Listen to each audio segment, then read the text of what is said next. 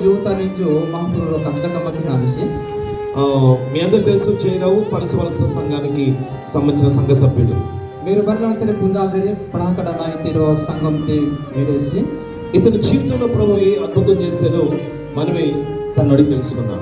ఇంకా ఇవాళ ఆటి కంచకమ్మ కిహానేసి మారో పూజ పడిన జైరావు ఏం జరిగింది నీకు?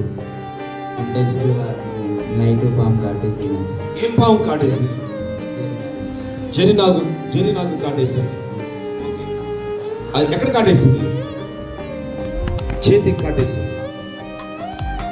ఈ ఘాట్లు ఏమైనా 2 ఘాట్లు 3 ఘాట్లు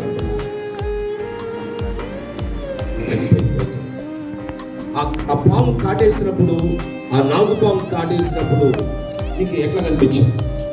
అంటే మొత్తం ప్రార్థన చేసి రాజు కచ్చలే ఎంటనే ಕೆಯ್ಯು ಬರಲೆ ಪುಂಗ ಹಚ್ಚಕ್ಕೆ ఆ పాము చంపారా? ಬೀಸ ಹಚ್ಚಕ್ಕೆ ఎంత ఉంటుంది పాము? అంత పొడుగు ఉంది. ఓకే. ఎందుకు ఎట్లా కలిసింది చేతికి? అంటే బాల్ ఆడుతుంటాం సార్.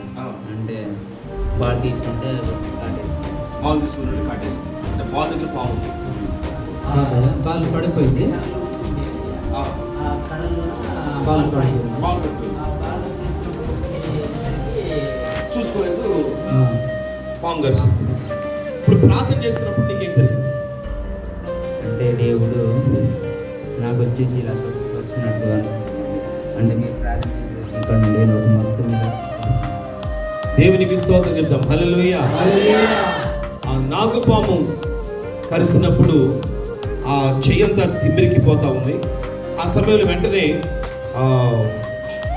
కామేష్ పాస్టర్ గారు ఇట్లాగా మన సంఘ సభ్యులకి పాము కలిసింది, ప్రార్థన చేయమని చెప్పినప్పుడు వెంటనే ఫోన్ కాన్ఫరెన్స్ పెట్టారు. ఫోన్లో ప్రార్థన చేస్తూ ఉన్నప్పుడు, ప్రార్థన చేస్తుండగానే దేవుని శక్తి ఈ బిడ్డను తాకడం జరిగింది. ఎలాగా దేవుని శక్తిని తాకినప్పుడు నువ్వు ఎలాగ ఫీల్ అయ్యావు? ఆ దేవుని శక్తిని తాకినప్పుడు నీకు ఎట్లా అనిపించింది? ఒళ్ళంతా తిమ్మిరి. ఒళ్ళంతా తిమ్మిరికి తర్వాత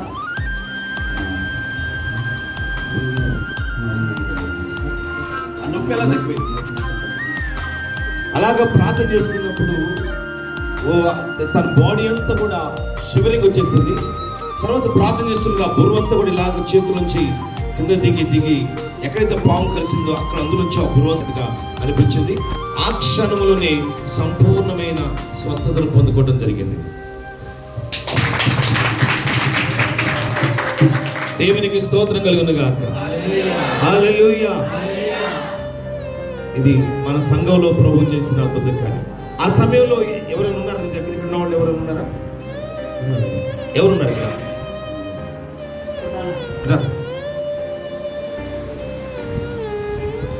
పాము కలిసినప్పుడు నువ్వు ఉండవా? దగ్గర ఉన్నావా? ఆ పాము కలిసినప్పుడు ఎట్లా ఉన్నాడు? చాలా బాధపడుతుంది. అంటే పెయిన్ వచ్చినట్టుగా, చాలా పెయిన్ వచ్చినట్టు బాధపడుతున్నట్టు, వేలు గట్టి పట్టేసుకున్నాడు.